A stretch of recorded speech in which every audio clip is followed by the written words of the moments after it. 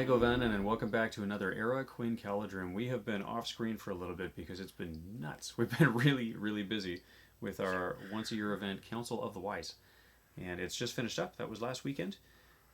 We had 48 people come through our event, which for a Canadian event is big. That is very good news for us. I'm really thankful. If you came, thank you. We really appreciate your support. And we should start actually with support. We should thank our sponsors. We had. For me, I don't really like to pursue sponsors unless I can make sure that it's worth it for them. So we wanted to not pursue sponsors for our previous events because our previous events were basically, they were smaller. But now that our event is inside the Ragnarok convention in the Waterloo area, the convention offers a better venue for sponsors. There's a lot more publicity we can give them. Now that we have the YouTube channel, we can share them online and promote them online. We've got our Facebook. There's some more we can do to support the sponsors. So we did pursue sponsors this year, and we had 12. We were so totally excited about that. Some of them local, some of them far. So what are some of the local ones that we had in? We'll start there. Phoenix Games. Phoenix Games. Bill Coker out of Kitchener-Waterloo is an amazingly talented guy. He painted up the J.R.R. Tolkien model that was on one of our key trophies. We've got so many pictures. I'm glad we have pictures because I love that model and I love the paint job that Bill gave it. And we gave it away because it was a trophy, so it's gone. I have another one of those. I might have to go back to Bill and get him to paint it again. So for those of you who are in Ontario, $15 Canadian to get that model painted to that level. He is very affordable and he does fantastic work. So Bill Coker, thank you. Phoenix Games out of Kitchener, fantastic store, worth playing at. Another store, J&J's. J&J's out of Waterloo, our favorite place to shop locally where we live. Really supportive guys there. They're very good people. They don't have any gaming in the store, so it's not a store you go and play at. It's a hobby store where you go purchase supplies and models and board games, lots of board games. Everything. They do have everything, and they've got great prices there. One more store. Hooded Goblin. There it is. Hooded Goblin out of Georgetown, Ontario. Cody's store is the best store to play at, and he's got fantastic selection. Great guy, great terrain. Really fun place to be. So 3 fantastic stores, 3 of my favorite people and in Cody, Ontario. he hosts an event like every month. He's so a if you busy want store. consistent gaming, you can just hang out at his place like every week. And a great crowd of guys, and it's just a good place, and he's got a good thing going on in that store. We're really happy that he was actually able to come and play at Counsel of the White. He's a busy guy. He's always helping other people. He actually could come and play, and we got to serve him. So that was great. He contributed to the prizing and to the swag. Some people who were fortunate enough to get our first 30 swag bags had the best stuff in them.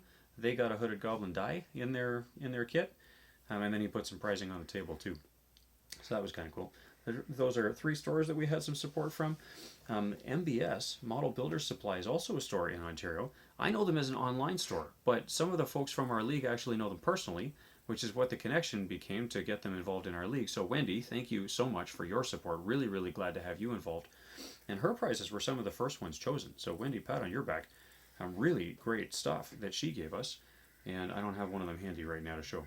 But she gave us a little sample of swag that went in each of the swag bags. It was a little bit of terrain. Actually, it was all terrain. A little bit of, well, we showed it in the other video. So we can give you a link to the other video.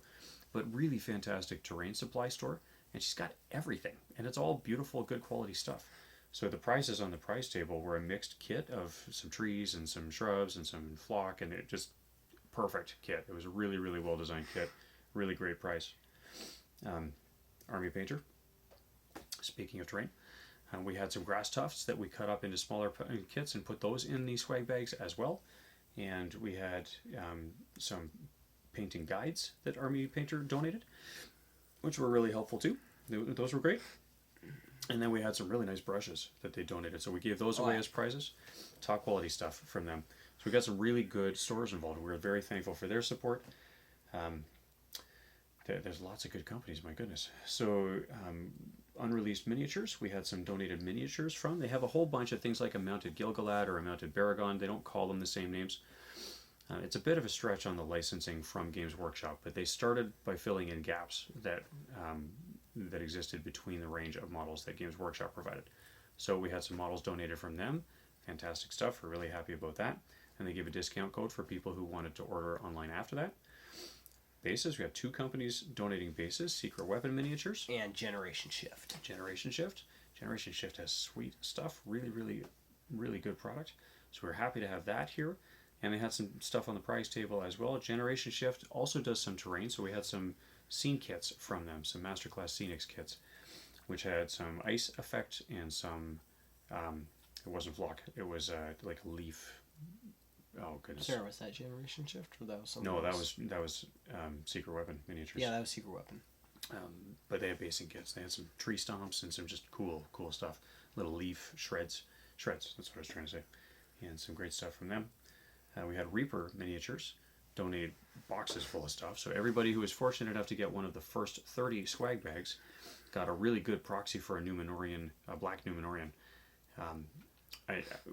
Chris Streets from the Ontario League has a really nice looking black Numenorian army, but there's only 2 poses of black Numenorians, and he got bored of them, so he picked up these Reaper miniatures to give him 2 more poses, and they work really well together. So we put some of those in the swag bags, and they put some more pricing on the table. Who am I missing?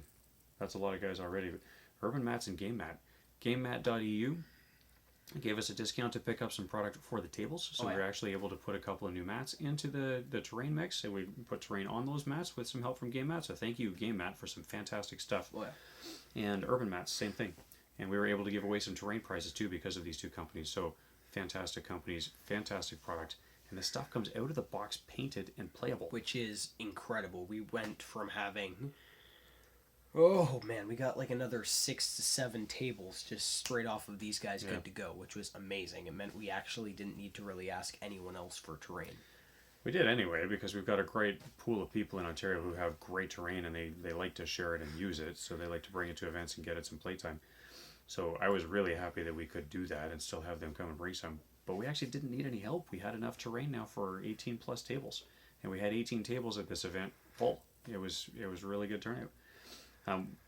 Maybe let's shift our talk now to lessons that we learned about the event, if that's okay.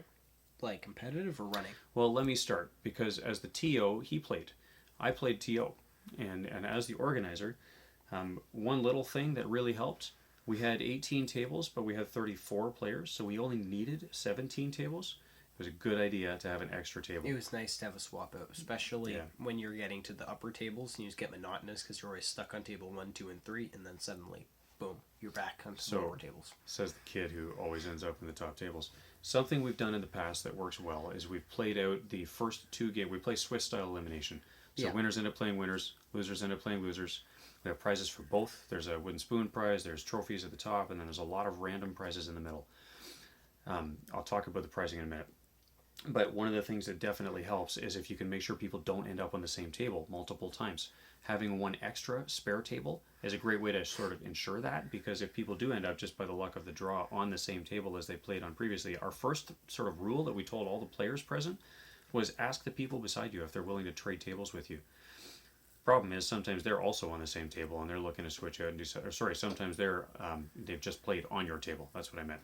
So they don't want to switch back onto your table. So that's when you need one extra somewhere. What we found is having the extra also helps, because if you have enough games through the tournament, the players tend to sift a little bit, and the folks who tend to be more experienced just drift to the upper tables. The folks with less experience drift to the lower tables. The folks with a bit of experience drift to the middle, and they end up drifting back and forth on the same block of tables. So you get a lot of players who end up on the same tables. So sometimes we will literally reverse it, and table 1 becomes table Z, and the last table, and the last table becomes the first table. But that doesn't help any of the players who drift into the middle. Sometimes we'll shift the table numbers by 5, so table 1 is actually table 5, and table 10 is actually table 15, and we just mix it up. But that's really complicated for the TO to not get confused about who's where. So having an extra table just really helped. So one thing, have an extra table. Prizing. The players respond well when there's a real mix of pricing, and that's where the sponsors really helped. And having sponsor pricing meant that we could do things like top general prizes for people who have earned their way to the top tables and want something for them. Wooden spoon prizes, so the people who take the worst beating still get something and they don't feel like they've just been trashed all day, that they have a good day playing lots of games with people they can enjoy, and they even get a prize. And it just adds something to the event. It adds something to the character of the event when the people who don't win still win. So that's good. But they don't win the same way. They don't get league points. They get something to take home and continue to build their hobby with. And if you can make a deliberate prize that is hobby oriented, it's just all that much better. Oh, yeah. Like something like terrain or paint supplies, or the one time we gave out a rule book. Just sort of a joke, but it was a great prize.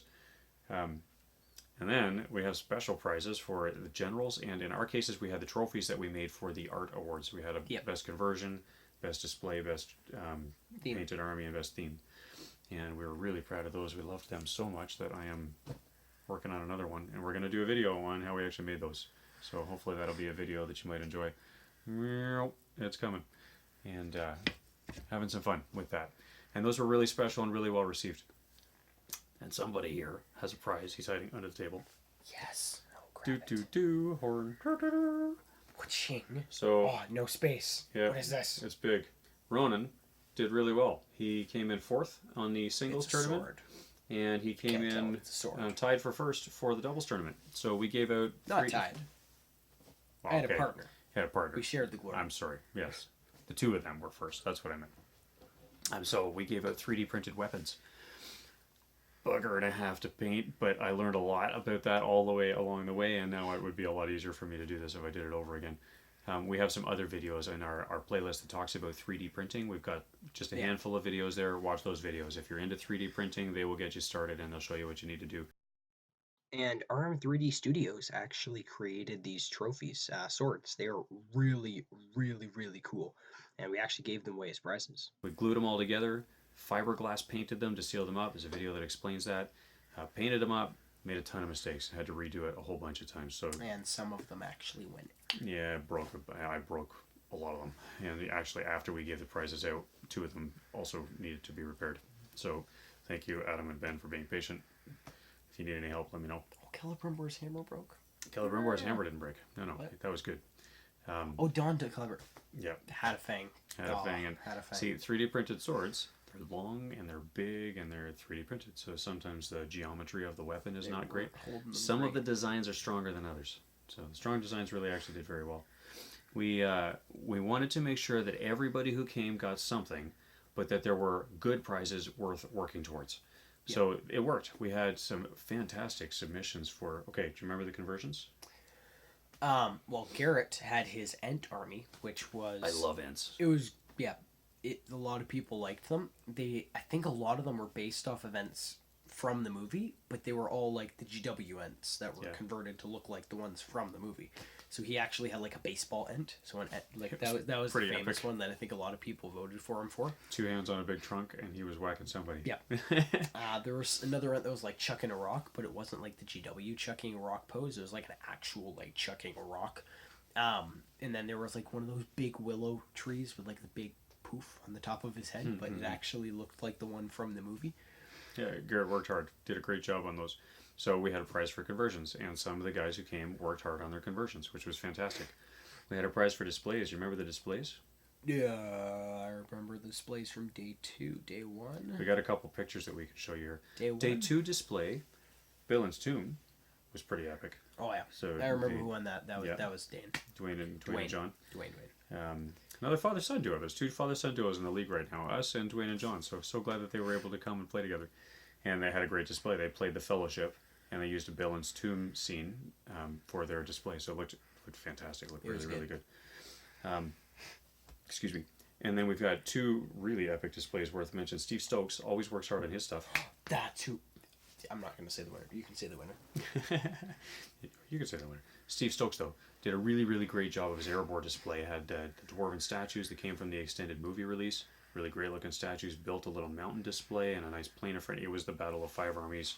Emergence from Erebor, where Thorin and the guys come running out and they're going to attack all kinds of orcs. Nice. Really well done display. Looked really good. But he took second. The one that won. Nick. I've never actually seen him before until now. And I'm just going to say. Boy, did he come in with an entrance. Yeah. He worked hard. It looked great. That was probably one of the nicest displays I've ever seen. One of the only ones being able to rival being the Dol Amroth Bridge. Yeah, Michael Campbell is a pretty epically talented guy. So that Dol Amroth Bridge, I think, is still my favorite. But Nick did a fabulous job. So he had a Corsair ship after it had been taken over by the Army of the Dead. So he had this ship on the dock with an Army of the Dead. And that was his army. And I think he had the 3 hunters. Yep. So really well done. Return of the King Legendary Legion. Yep. So maybe we talk briefly about some armies that we saw. Common We saw trends. some really interesting trends, and Common we just trends. saw a nice mix of stuff. So, really, really good mix. here- 34 players, you yeah. see a mix of stuff. But Here I can speak as a player and what seemed to be doing well at the tournament and what I found did well. I came up with my list the morning of. I'm not going to lie, I had no clue what I was playing. goof and his head. I pushed him and pushed Yep. him to make up his mind, and he just waited and waited. And Well, no, I was staying up ridiculously late painting models for one of my friends to use. this is true. So I didn't. But even it's not think. like he didn't have months before that to think about this. They don't need to know that. So basically, I came up with my list the day of. It was basically on the fly. I just came up with Azog, Bolg, and then a ton of Hunter Orcs, and then Partly like, a because he couple had of that available. Berserkers. I was pushing him. He had And to choose I've from been stuff using was that ready. army earlier this year to great success, and it actually did really well. The one thing I noticed with top table, like armies that tended to drift to the upper top tables, tier 1 heroes. Lots of them. We all- Mounted, yes. feisty heroes. If you have 2 or more tier 1 heroes that you can just shove down your opponent's throat, you can just rip through their army. And your army doesn't even need to necessarily do anything. They can just take punishment while your heroes rip through their army. So, Azog and Bolg, the dynamic father-son duo, literally can Really slaughter gross, yeah. anything. It helped that my dice were on fire, apparently. We looked at Stats were goofed up. So one of the things that I do for fun, just for fun, I find some cool dice on the internet. You've seen our videos. Some of you have seen lots of our videos. We have opinions about dice. We like dice around here. So we had some unlucky dice that were like skull dice, and we had some lucky dice that were like a green shiny metal. They looked like good luck charm dice. And we got players who wanted to. They would all volunteer. They didn't have to. But we invited players to track their 6s and their 1s throughout the day. And I the did player this. who rolled the most 6s by the end of the day was going to get the lucky dice. The player who rolled the most 1s was going to get the unlucky dice. And with most players, the same people would get like a really high number of 6s and a really high number of 1s, and it would kind of balance out. So the people, who was it, got first number of 6s? Was that Don? Might have been. I think Don got the most 6s. Don got the most 1s, but it was really Very close sure? to I the think- number of 6s that he rolled. Or was it Ben that got the Might most have been 6s? Don got the most 1s. I know Something one like of them. that. They were very, Basically, very close. number 2 and number 3 in the tournament, they got the most 6s and the most 1s. No surprise. Archery armies. So they rolled a ton of dice. I actually got... He had 3 times as many 6s as he had 1s. And I know because I sold the dice to the other guys that like it was the same dice. There was nothing different about the So, dice. I like my dice. But basically, Hunter Orcs, I was rolling so many dice. Damien O'Byrne, like, he just rolls too many 6s. But basically, tier 1 heroes. That's how you do it. It doesn't even We really also saw matter what... same theme. We also saw a lot of Dane with Iron Hills. We saw a lot of Dan and Gilgalad. Thranduil in particular. Dane and Thranduil together. We saw a lot of Gilgalad with a Glorfindel or with an Elrond, Yep. or another feisty guy beside him, or with an Elendil. Excuse me. Aragorn, What else King did we see? Elisar, and either Faramir or Boromir. Yeah. I think we saw a Goblin Town. Yes, that But was it had- Cody. had the 3 trolls with it. No, it didn't. Necromancer, that's Oh, right. there were 2 Goblin Town armies. One with 3 trolls. The other one had the Necromancer. and the Yeah, so Goblin we King. saw a lot of big heroes. We should be careful though to clarify. The meta for this tournament, we capped it because we had a limited amount of time for rounds. Yeah. So we capped it at 40 models. Otherwise, I would have taken 800 Goblin. points, but 40 models at 800 points, so you get bigger stuff. Yeah. We saw the Necromancer, we saw the 3 trolls. We did not eliminate or ban anything, so you could bring the Goblin Scribe with the Goblin Town army, but you wouldn't get a bajillion goblins to start. You'd have to roll them in with the Scribe. So Yeah. a couple of Goblin Town armies came, but they only came with 40 models, and they had a Necromancer or something else with them. So But honestly, I think the new meta is all about big heroes. yeah. Because of the new warband structure and big heroes being able to lead a ton of troops as well, you don't need the cheap heroes to max out on your numbers. Just taking 2 tier 1 heroes can give you essentially 3 warbands of troops, an equivalent to the So- old rules. So you don't even need to buy the captain. My new meta. We gave everybody snacks. Irrelevant. This is a wizard staff. I'm calling Bunny Trail. That was not relevant to what we were talking about. I'll take one. So we had some snacks. We gave everybody a little bag of snacks in their swag bag. And inside the swag bags, we had themed snacks. You're just doing that Like to be wizard annoying stuff. on camera. That's good. We had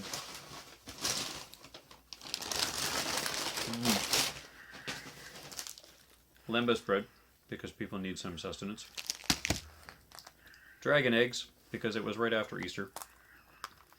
And we put some treats inside there, because it was fun and it was yummy. Okay, these things are deadly. I love these things.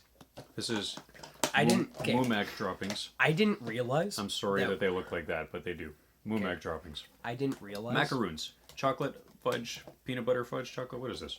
They're just delicious. Peanut butter fudge cookies. They're kind of like, they're a macaroon. I didn't realize we had a tray of snacks out until they were mostly gone.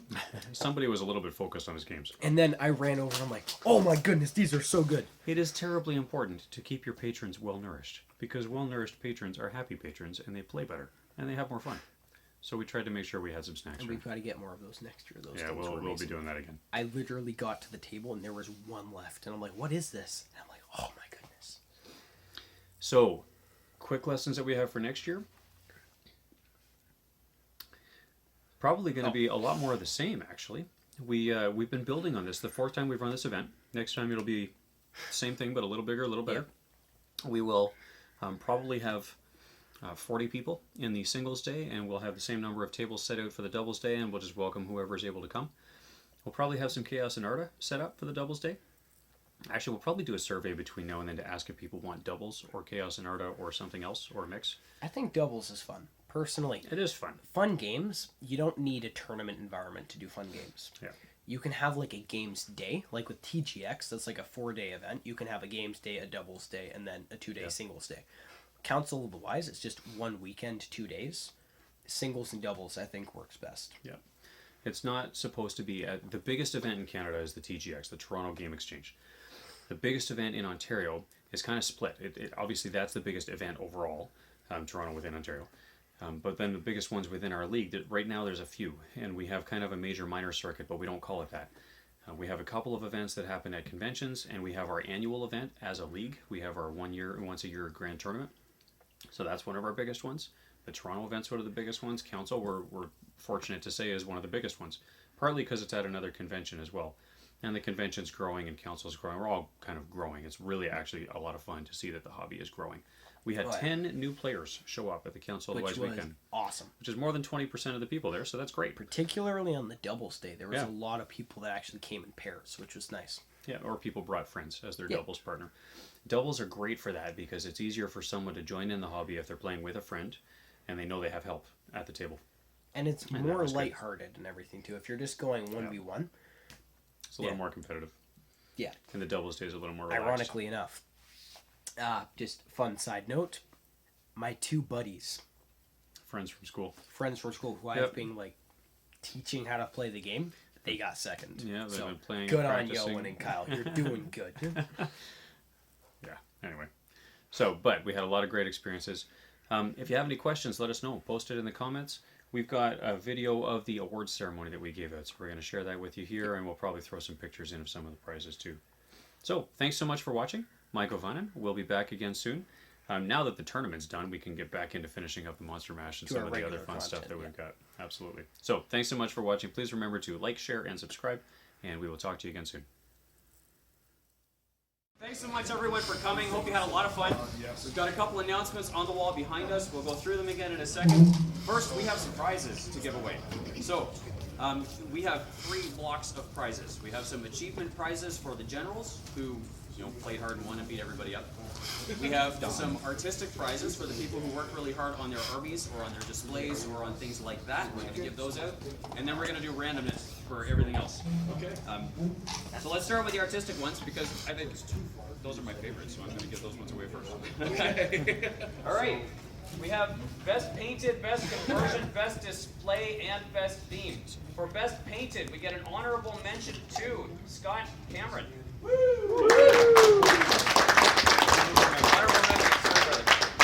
But the Best Painted prize is going to go to Chris Masella. Where's Chris? Yeah! Thank you.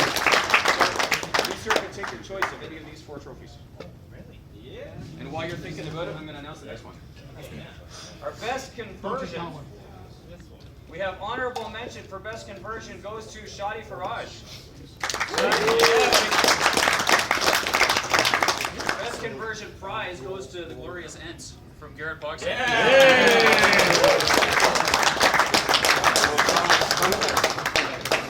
long is it pick from this? Mr. Tolkien, the photo or the which one? Yeah, invisible Frodo. No, I'll take it. That is pretty unique, dude. That's awesome. Best display. Honorable mention goes to Steve Stokes. Yeah! And can you guess who won? The two of them absorbed all the votes. So if you didn't vote for Steve, you voted for this guy. The best display goes to Nick Vanny. Make sure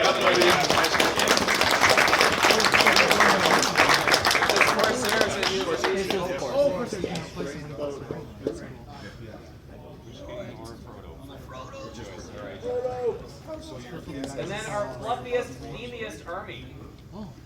Honorable mentions because these votes were actually really tight, and the people who are tight in the honorable running actually were mentioned in other prizes. So, honorable mention for the fluffiest, themiest army goes to Nick Vanny again with the fancy vote. Goes also to Garrett Pogson with the incredible Eds. But the prize for best theme goes to Josh Harmon. Really? And if you didn't read the story he wrote about his army, you should read it. He actually did a lot of work with his themes. Yeah, you don't. Okay, rotten cheese. Because we always have rotten cheese eaters around here. Ben? Would the rotten cheese eaters like to self-profess? And we'll all just support Raise your hand, Drew. Not me this year. Anybody with a twirler, really, raise your hand. We had a tie. The rotten cheese today goes to Mr. Marcel and Mr. Buklinski. Yeah! No, you gotta cheer. Wait, I'm way more factions. I'm way more cheesy. You are way more cheesy. I don't know how I got votes. I'm pure list. Good already done. You're running back out of the slate, that's why. How many factions from different time zones? I agree with that. Lucky dice and not very lucky dice. In both cases goes with 999 dice to Liar, Chris. No, we're not going to give it to Chris O'Neill. Sorry, Chris, for your 999. Don Barnett, you got 161 ones. Come on up here.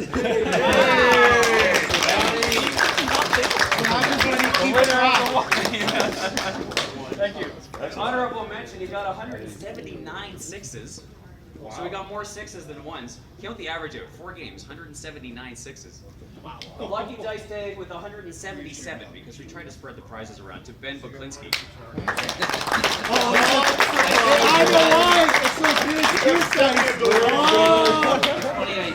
All right, so generals, you guys all want to know what your stats look like. Our generals for today. I should know this. Here we go. With 3 wins and a tie, the only one. Can you guess who you are? Mr. Buklinski for 3rd.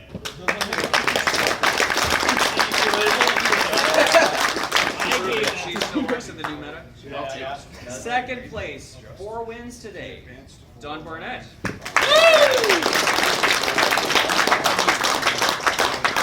First place, Mr. Adam Marcel.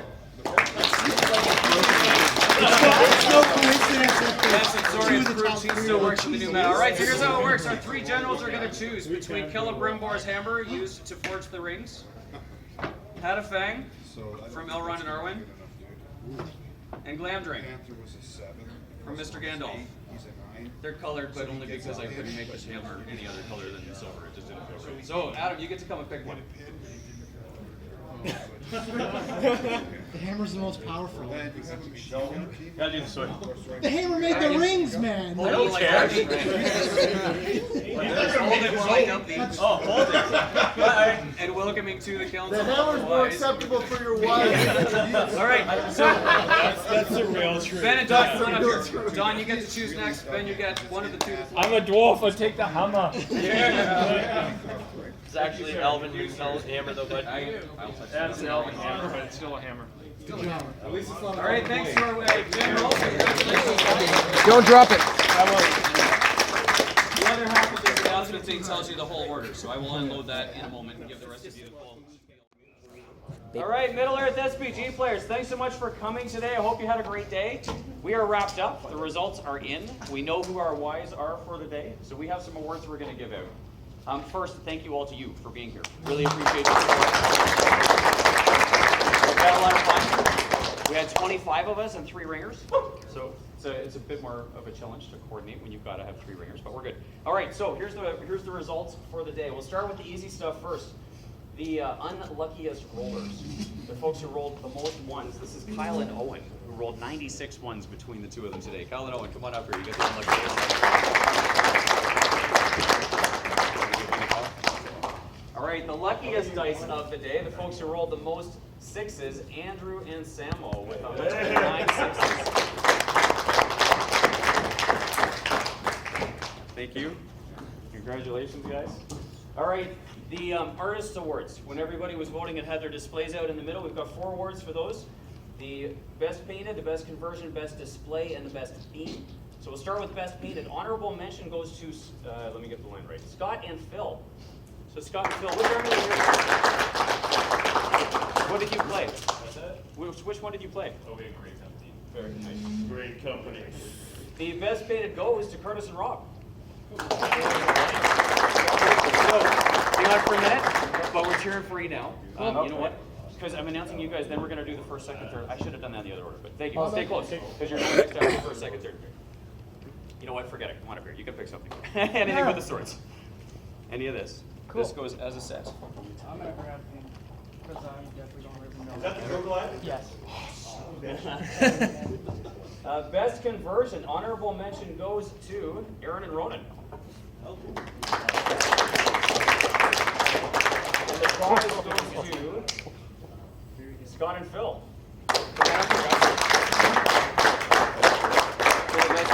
Okay, what did you convert your on? Don't leave that Google Live. I just had a hologram with the banner. I can't find one. I think they like the paint job. Sorry, man. He wanted You got one each. Oh, yeah. Somebody's I'll be just as happy to do that. So. All right. The best display, we had honorable mention to Scott and Phil. You guys are working hard. Well done. So yay, Scott and Phil again. 12 of you voted for them, so most of you know. Dwayne and John, come on up here, guys.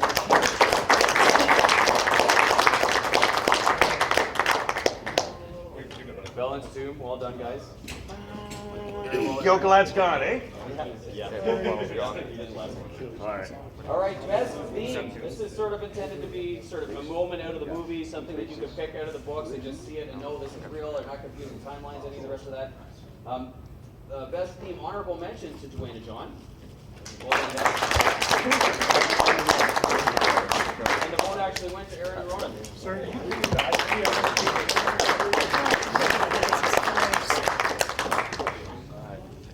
Oh boy. And then the rotten cheese.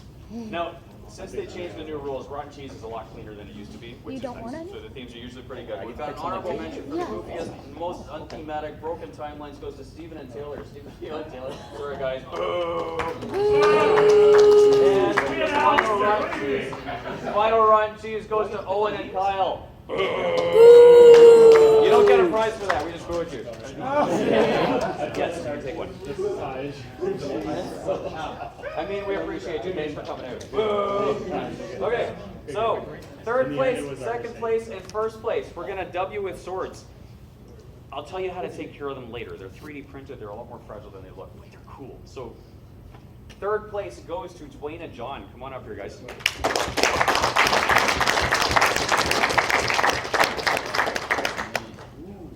Yours are actually pinned, so you're good. Second place goes to Owen and Kyle.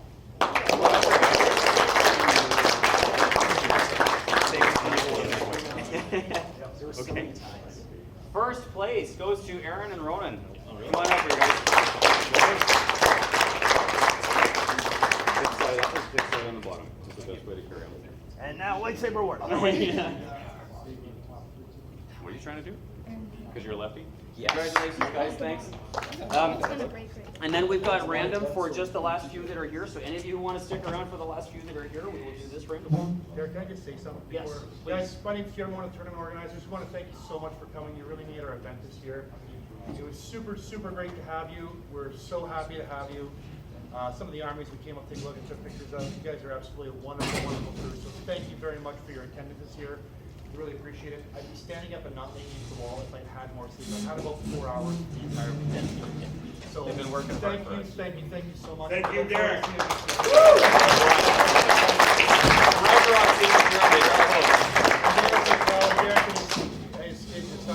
They do a great job coming in.